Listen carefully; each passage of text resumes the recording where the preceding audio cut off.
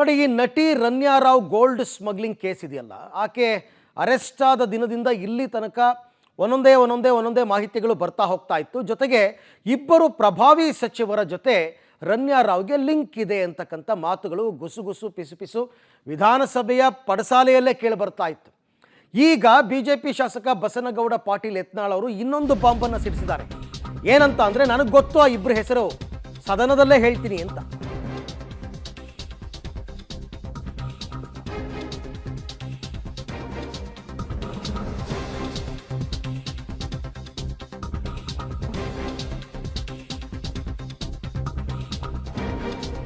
ಸಚಿವರ ಲಿಂಕ್ ಇದೆ ಅಂತ ಹೇಳ್ತಾ ಇದ್ದಾರಲ್ಲ, ಈಗ ರಾಜ್ಯ ಸರ್ಕಾರಕ್ಕೆ ಯತ್ನಾಳ್ ಶಾಕ್ ಇಂಜೆಕ್ಷನ್ ಕೊಟ್ಟಿದ್ದಾರಂತೆ.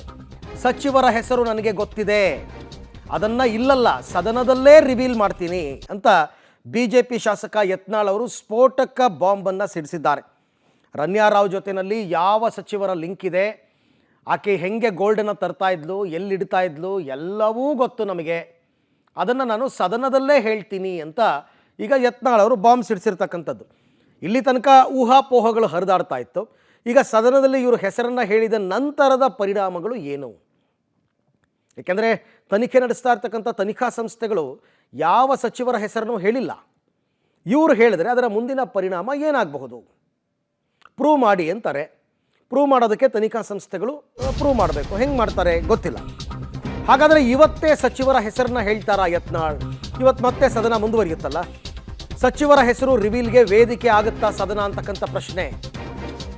ಸಚಿವರ ಲಿಂಕ್ ಬಗ್ಗೆಯೂ ನನಗೆ ಗೊತ್ತು, ಸಚಿವರ ಹೆಸರೂ ನನಗೆ ಗೊತ್ತು, ಯಾರ್ಯಾರು ಏನೇನು ಹೆಲ್ಪ್ ಮಾಡಿದ್ದಾರೆ ಅಂತಲೂ ಗೊತ್ತು, ಯಾವ ರೀತಿಯ ಲಿಂಕ್ ಅಂತಲೂ ಗೊತ್ತು ಅಂತೆಲ್ಲ ಹೇಳಿದ್ದಾರೆ. ಪಬ್ಲಿಕ್ ಟಿವಿ ಜೊತೆ ಮಾತನಾಡಿದ್ದಾರೆ, ಹೇಳಿದ್ದಾರೆ ಅವರು, ನಾನು ಎಲ್ಲ ರಿವೀಲ್ ಮಾಡ್ತೀನಿ ಅಂತನ್ಬಿಟ್ಟು. ಆಮೇಲೆ ಒಂದು ವೇಳೆ ಏನಾದರೂ ಯತ್ನಾಳ್ ಅವರಿಗೆ ಗೊತ್ತಿದ್ದರೆ ಅವರೇನು ಹಿಂದೆ ಮುಂದೆ ನೋಡುವಂಥ ವ್ಯಕ್ತಿ ಏನಲ್ಲ, ಹೇಳ್ತಾರೆ, ಸದನದಲ್ಲೇ ಹೇಳ್ತಾರೆ. ಇದನ್ನು ಕಾಂಗ್ರೆಸ್ ಯಾವ ರೀತಿ ತಗೊಳುತ್ತೆ, ಮುಖ್ಯಮಂತ್ರಿಗಳು ಯಾವ ರೀತಿ ತಗೋತಾರೆ? ಯಾಕೆಂದರೆ ಮುಖ್ಯಮಂತ್ರಿಗಳು ಈಗಾಗಲೇ ಕೆಲವು ಸಚಿವರನ್ನ ಕರೆಸಿ ಹೇಳಿದಾರಂತೆ, ನೋಡಿ ಮುಂದೊಂದು ದಿನ ಏನೇ ಆದರೂ ಎದುರಿಸೋದಕ್ಕೆ ರೆಡಿಯಾಗಿರಿ, ಯಾವ ಪರಿಣಾಮಗಳನ್ನು ಎದುರಿಸೋದಕ್ಕಾದರೂ ರೆಡಿಯಾಗಿರಿ ಅಂತ CM ಹೇಳಿದ್ದಾರೆ. ವೈಯಕ್ತಿಕ ಮಟ್ಟದಲ್ಲಿ ಸಾಲ್ವ್ ಮಾಡ್ಕೊಳ್ಳೋಕ್ಕಾದರೆ ಮಾಡ್ಕೊಳ್ಳಿ ಅಂತಲೂ ಹೇಳಿದ್ದಾರೆ. ಹಾಗಾಗಿ ಇವತ್ತೇ ಏನಾದರೂ ಯತ್ನಾಳ್ ಹೆಸರನ್ನು ಹೇಳ್ತಾರಾ? ಇದು ಪ್ರಶ್ನೆ, ಈಗ ಸದ್ಯದ ಕುತೂಹಲ. ರನ್ಯಾ ಗೋಲ್ಡ್ ಸ್ಮಗ್ಲಿಂಗ್ ಕೇಸ್ ಏನಿದೆ ಈಗ ಭಾರಿ ಚರ್ಚೆಗೆ ಗ್ರಾಸವಾಗಿದೆ.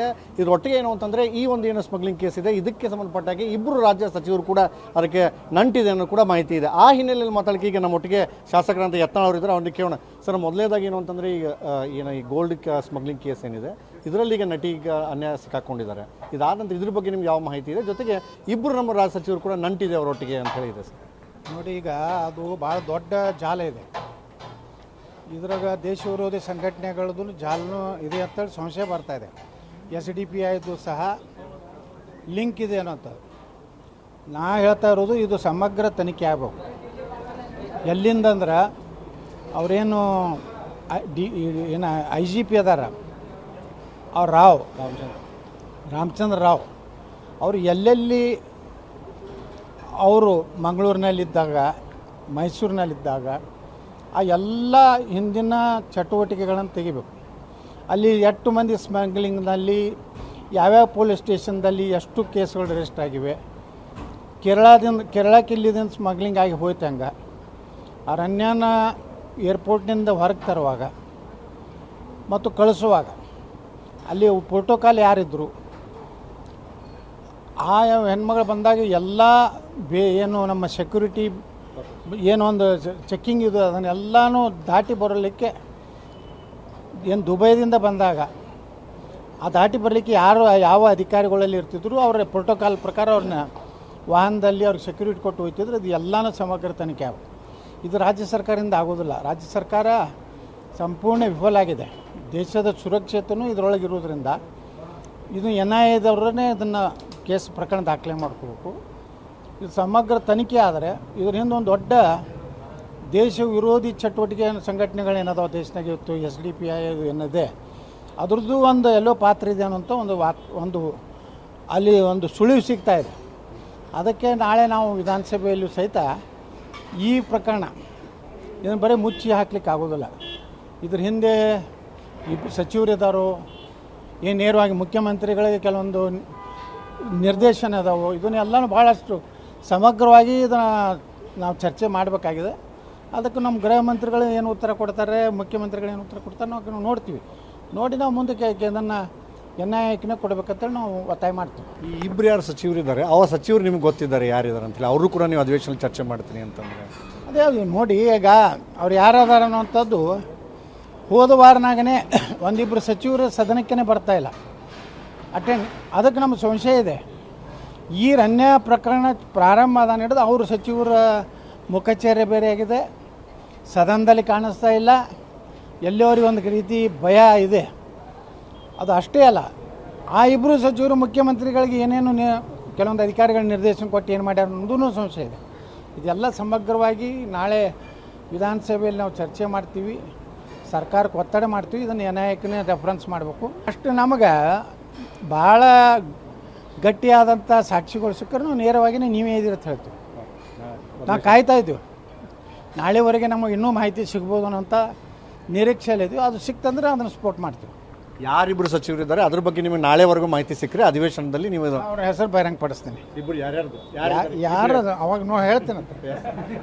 ಇದಿಷ್ಟು ಎತ್ತಾಳವ್ರ ಮಾತು. ವಿಜಯಪುರದ ಕ್ಯಾಮ್ರಾ ಪರ್ಸನ್ ಸುನೀಲ್ ಜೊತೆ ಪುರುಷೋತ್ತಮ್ ಕುಲಕರ್ಣಿ, ಪಬ್ಲಿಕ್ ಟಿವಿಗಾಗಿ.